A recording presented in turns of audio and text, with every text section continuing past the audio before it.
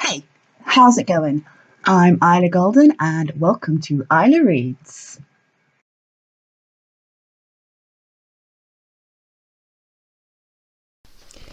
Taking her kids to school the next morning, Echo felt as though she'd entered some kind of surreal parallel world. Almost everywhere she looked she could see a Maino watching, following, and sometimes guiding members of the enchanted breeds. It was like they'd inserted themselves into the roles of guardian angels without even realising it. And, from the way Mika had been talking, Echo was pretty sure they didn't realise just how much they'd integrated themselves into the lives of those they watched. By the time she reached the school, she knew there was no way she could just head straight to the theatre now. She didn't know if she was freaked out or just distracted by it all, but whatever the case, she needed time to think. After dropping the kids off, she began her thinking time by setting out on a more scenic route to the theatre. If the rehearsal schedule held up as well as it had so far, then she shouldn't be needed till about 11 anyway. Plenty of time for her to work out exactly how she was going to cope with the situation. She couldn't have been more than a couple of blocks from the school when a weather pixie in her early 50s waved a hand at her from her garden. Her hair, which had clearly once been a vibrant blue, was now a washed grey colour, and there were odd patches on her face which looked more like scarring than wrinkles. This appearance only solidified itself further when Echo noticed the missing fingers on the hand she waved. Her other hand was gripped around an old tin watering can, at once giving her the appearance of being just as ancient and yet young and spry in comparison. "You're looking a little lost, dear. Are you all right?" Her voice was warm and bright, matching the sparkle in her grey-blue eyes. I'm fine," Echo forced a smile. "I'm just thinking." "Ah, now I know a lot about thinking, my dear. It can be both a blessing and a curse when the mood is right. Perhaps—" Before she could say anything else, a breaking cry crackled through. Instantly the old woman grabbed something hooked on the back of her belt, revealing the baby monitor she was keeping there. "I'm sorry, my dear. As much as I would love to impart words of wisdom onto you, I have one of my precious lost souls to take care of." Echo gave an understanding nod, and was just about to continue forward when something in her hesitated. "Would you like a little help?" She rolled her chair towards the gate. "I'm a merman myself, and I know how lonely it can get when they're so small." "It's less lonely when there are so many of them." The woman chuckled as she limped towards the house. "But if you wish to come inside and help me, then I have no objections." Using her telekinetic abilities to undo the awkwardly placed latch on the gate, Echo let herself into the garden. She then manually replaced the latch as she shut the gate, before taking a deep breath and making her way inside the formidably large house. Once inside, she couldn't help but notice the rows and rows of photographs which covered almost every inch of wall. The pictures themselves contained group shots of smiling children. Each group shot might contain a few similar faces, with other new ones thrown in for good measure. "I'm in the big room on your left, dear," the woman's voice called to her. "Feel free to join me when you're ready." "You're an Elsa." Echo's eyes fixed on the woman as soon as she entered the room. "What gave me away?" She chuckled as her gaze lifted from the baby she was bottle feeding. "My name is Rosemary." "You're Elsa Rosemary?" Echo couldn't help but gawk. "You've heard of me?" She looked bemused. "Is that a good thing, or—" "No, it's a very good thing, I think." She gave a nervous laugh. "My ex, Nia, has done a few workshops for you." "Which means you must be Echo." Rosemary indicated she should come further into the room. "I must say Nia failed to mention just how much like your murmur you look." You know I'm a sweet charm, then. Even if you hadn't told me, I'd have been able to see it in you. Like I said, you look a lot like your murmur." "I know," she lowered her gaze. "But most people only see the chair when they look at me." "Then it's a good job I'm not most people," she chuckled. "Which is why I think I know what brought you all the way out here thinking today." "Piccolo." You know about that," Echo blinked at her. "Nia told you?" "No, dear, not Nia. Cleo." "Wait, you know Cleo too?" "Take a look behind you, dear. Tell me what you see." Echo did as she was told, and found herself staring at more rows of photographs. This time she was able to spot a strangely familiar face growing older with each passing picture. "She's the reason I became an Elsa." Rosemary's voice was wistful but strong. "About 6 months before she came into my life, my husband, children and I were in a terrible car accident. I was the only survivor, and I can't tell you how painful that was. And I don't just mean my injuries. I mean losing my entire family like that in one go. and then knowing, even if I found the strength to move on with my life, I would never know the joy of carrying my own child again. Not that I believed I needed to worry about that. After all, who would want a disfigured, barren woman anyway? The life of joy I'd once known was over, and I couldn't see a future for myself worth living for. And, on the night of one of the worst storms I'd ever known, I thought to myself that it had to be a sign. I'd lived too long without my family, and this was the night I was meant to die. But I couldn't have been more wrong if I tried. Why? What happened? Echoe turned back to face her. It was strange. I felt with absolute certainty somebody was leading me forward that night. At the time, I thought it was a spirit of death, leading me to my point of no return, and then I saw the blaze which lit up the sky in a way you wouldn't have believed possible in that storm. Suddenly all my thoughts of killing myself were forgotten, and I found myself going to the source of the blaze. I knew there wasn't a whole lot a damaged woman like me could do, but I wanted to help. I arrived to chaos. Firefighters and every able-bodied person around were doing their best to fight the blaze.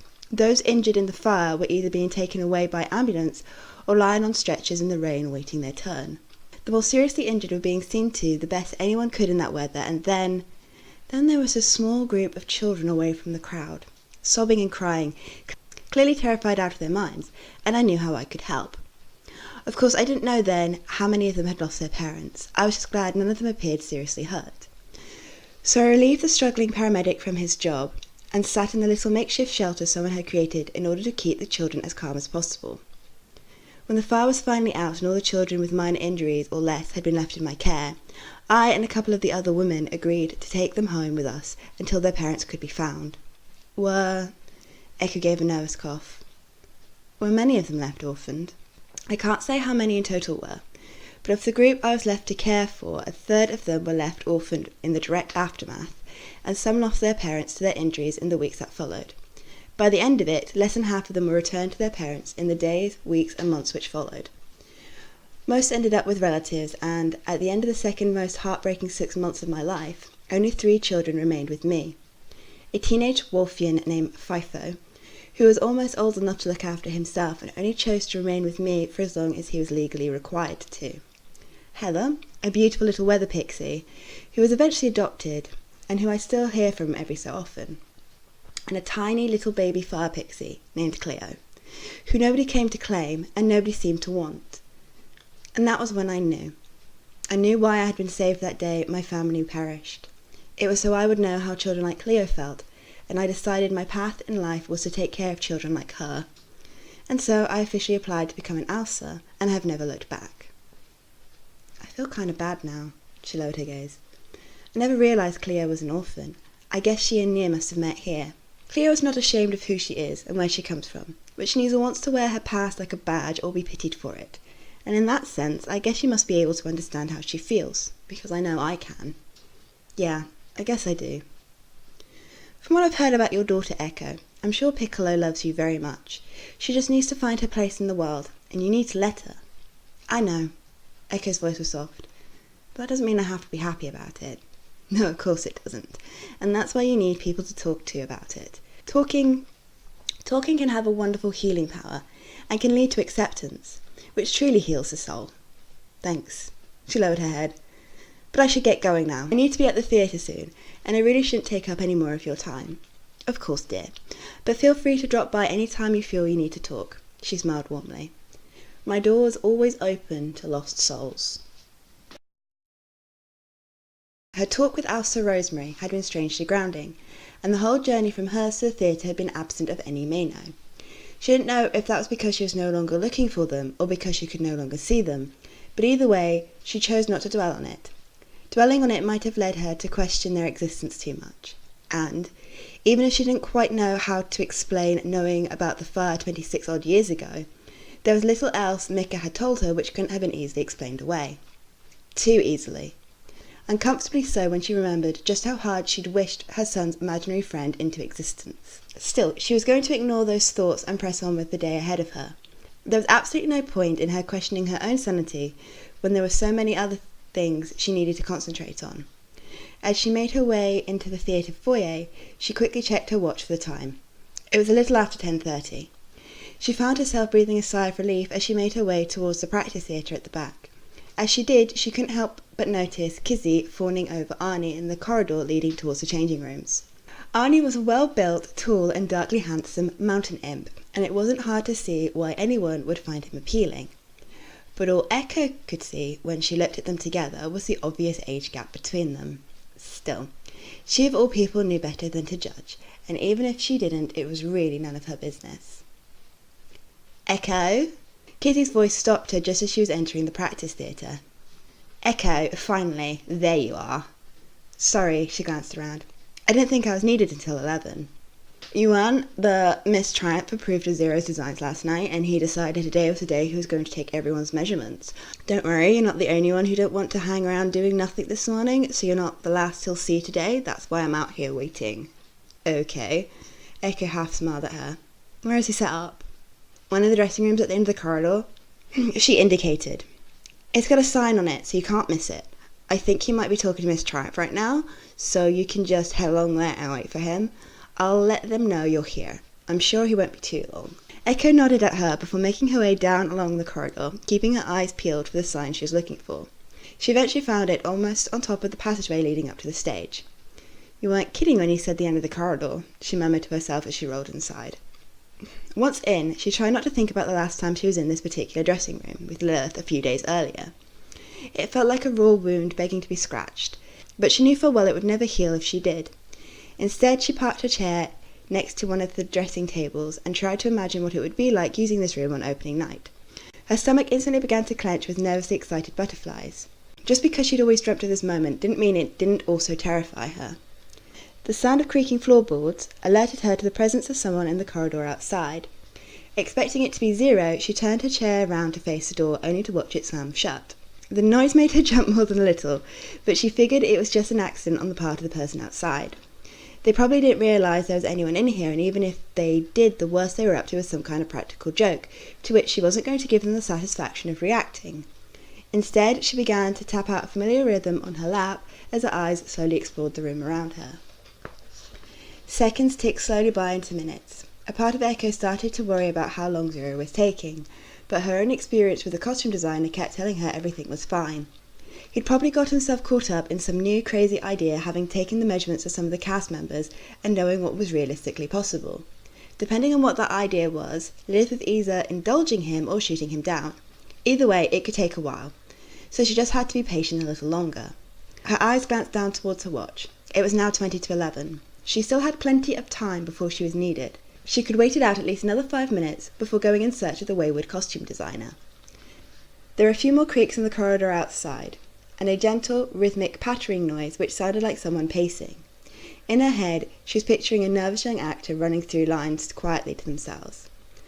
If it was the same person who'd been out there before, they probably hadn't wanted anyone listening in on them. It was more than likely they hadn't meant for the door to shut quite so hard, but were too embarrassed to say anything, especially since Echoe hadn't.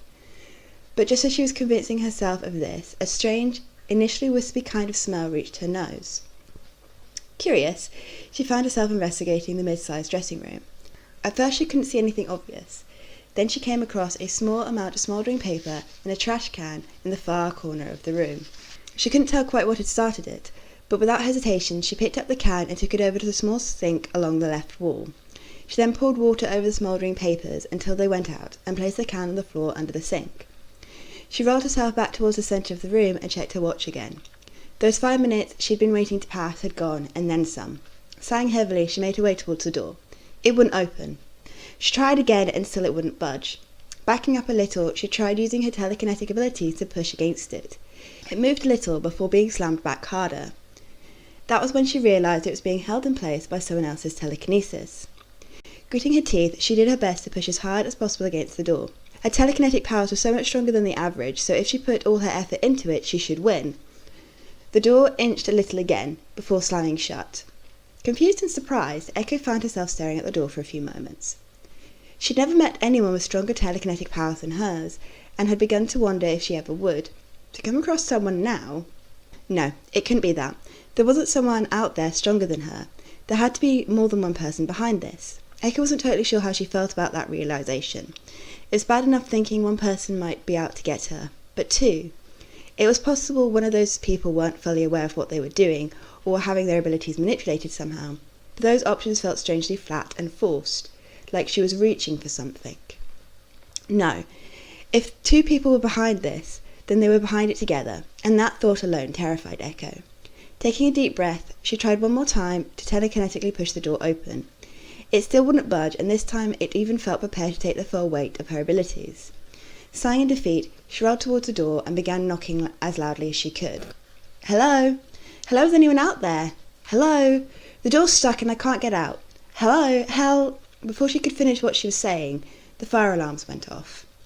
The noise was loud enough to drown out Echoe's knocking and shouting, so she felt certain it was a false alarm, set up to stop anyone from noticing her distress. Unwilling to give up, she began banging louder, raising her voice as much as possible to compete with the noise of the alarms. Hello? Anyone? Can anyone hear me? I'm trapped in here. Hello? Hello? Someone please, I need help. Can anyone hear me? Hello? Hell? Echoe? Mika's voice sounded through the door. Echoe, you here? Yes, Mika, I'm here. Please, you need to help me get this door open. Someone's jamming it stuck, and I'm not strong enough to open it by myself. Okay, I help. I pull, you push. Okay. Echoe sucked in a deep breath as she prepared her telekinetic force again. Now! For what felt like an age, with the fire alarm blaring like a migraine in waiting, Echoe used everything she could to force the door open. With Mika pulling on the other side, they managed to get it just under halfway open. It wasn't enough to get Echoe out, but was enough for her to see heavy wisps of smoke and smell the hot, acrid stench of a not-too-distant fire. Mika! Her voice filled wishful alarm, and for a moment her concentration waned. It's good. Mika's arm and upper body began squeezing through the gap. I help push now too. Nodding, and without waiting for him to get fully into position, Echoe went back to pushing against the door. Once he was in place, they just about managed to get it open wide enough to fit her chair through. The corridor beyond was thick with smoke, making Echoe cough and splutter more than a little. Before she could think much about what was happening, however, she heard the dressing room door slam shut again and found herself being pushed forward. Glancing up, she saw the serious look of determination on Mika's face. There was something about it which was both enchanting and terrifying at the same time, and it left several knots rolling over in Echoe's stomach as they made their way towards the foyer. I'd better take over from here, she gave a nervous cough. People will ask too many questions if they see my chair being pushed by an invisible force. Mika nodded and let go. Side by side they raced towards the exit, breaking out into the fresh air just as the fire trucks were starting to arrive. Echoe! Echoe, darling, where were you?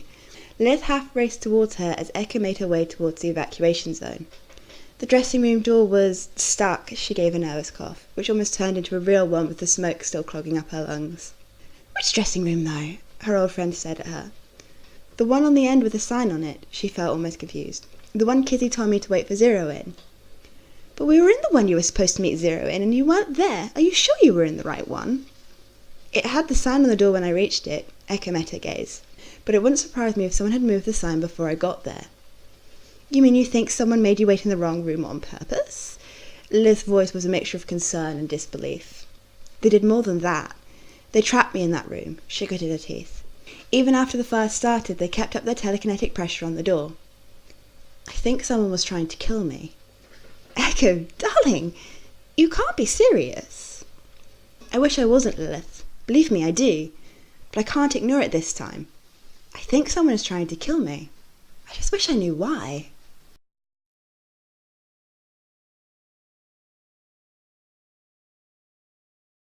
Enjoyed what you've heard so far? Please consider subscribing to find out when the next part's being released. Thanks for watching. See ya!